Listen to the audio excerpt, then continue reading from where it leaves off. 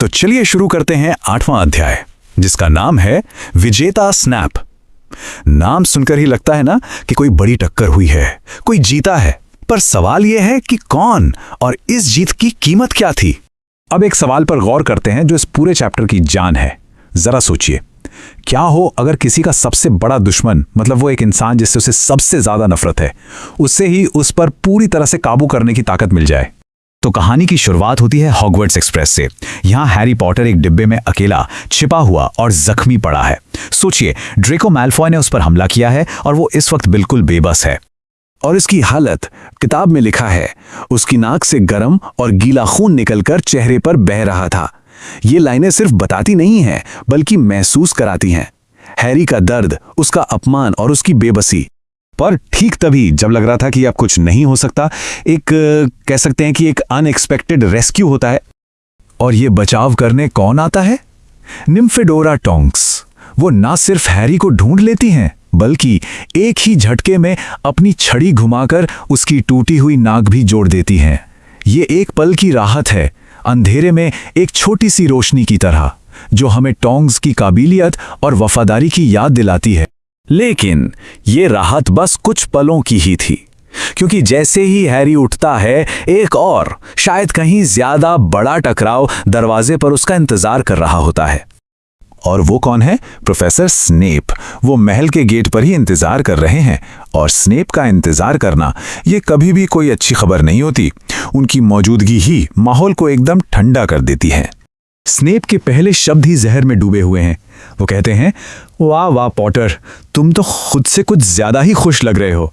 इन चंद लफ्जों में सालों की नफरत और कड़वाहट भरी हुई है, जो उनके रिश्ते का पूरा सच एक ही पल में सामने रख देती है। और फिर बिना एक पल भी सोचे स्नेप ग्रिफिंडोर से पूरे 50 पॉइंट्स काट लेते हैं। ये सिर्फ एक सजा नहीं है, ये एक सीधा साधा संदेश है। सोचिए, स्कूल का टर्म अभी ठीक से शुरू भी नहीं हुआ और स्नेप ने हैरी को देर से आने के लिए ये सजा दे दी। ये तो बस उनके बीच की पुरानी दुश्मनी को और भड़काने जैसा है। और अपनी पावर का गलत इस्तेमाल करने का इससे साफ उदाहरण क्या ही होगा। खैर, अब सीन बदलता है। हम पहुंचते हैं ग्रेट हॉल में, जहां इस चैप्टर का सबसे बड़ा, सबसे चौंकाने वाला खुलासा होने वाला है। स्टार्ट ऑफ टर्म फीस्ट यानी सत्र की शुरुआत की दावत चल रही है, लेकिन माहौल में एक अजीब सी टेंशन है। हेडमास्टर डंबलडोर कुछ ऐलान करने वाले हैं, एक ऐसा ऐलान जो हॉगवर्ट्स के स्टाफ में बहुत बड़ा फेरबदल करने वाला है। डंबलडोर ऐलान करते हैं कि प्रोफेसर स्लगहॉर्न पोशंस पढ़ाने के लिए वापस स्कूल आ रहे हैं। ये खबर कुछ लोगों के लिए तो ठीक है, लेकिन ये अपने पीछे एक बहुत बड़ा और शायद खतरनाक सवाल छोड़ जाती है। सवाल यह है कि अगर स्लगहॉर्न पोशंस पढ़ाएंगे, तो फिर defence against the dark arts कौन पढ़ाएगा? वो पोस्ट जिस पर कोई 1 साल से ज्यादा टिक नहीं पाता। ये सवाल उस वक्त पूरे ग्रेट हॉल में गूंज रहा था। और फिर जवाब आता है, एक ऐसा जवाब जो हैरी के लिए किसी बुरे सपने से कम नहीं था। प्रोफेसर स्नेप, जी हां, defence against the dark arts के नए टीचर। सालों के इंतजार के बाद आखिरकार स्नेप को वो कुर्सी मिल ही गई जो वो हमेशा से चाहते थे। तो इस ऐलान का मतलब क्या है? हैरी के लिए इसका मतलब है एक नए और कहीं ज्यादा पर्सनल खतरे की शुरुआत। एक ऐसा खतरा जो पुरानी दुश्मनी की आग में और घी डालने वाला है। अब हैरी को 2 मोर्चों पर लड़ना है। एक तरफ है बाहरी खतरा, यानी लॉर्ड वोल्डेमॉर्ट, जो बाहर की दुनिया में है। और अब एक अंदरूनी खतरा भी है, प्रोफेसर स्नेप, जो स्कूल की 4 दीवारी के अंदर ही मौजूद है। देखिए, इस नई सच्चाई के नतीजे बहुत गंभीर हैं।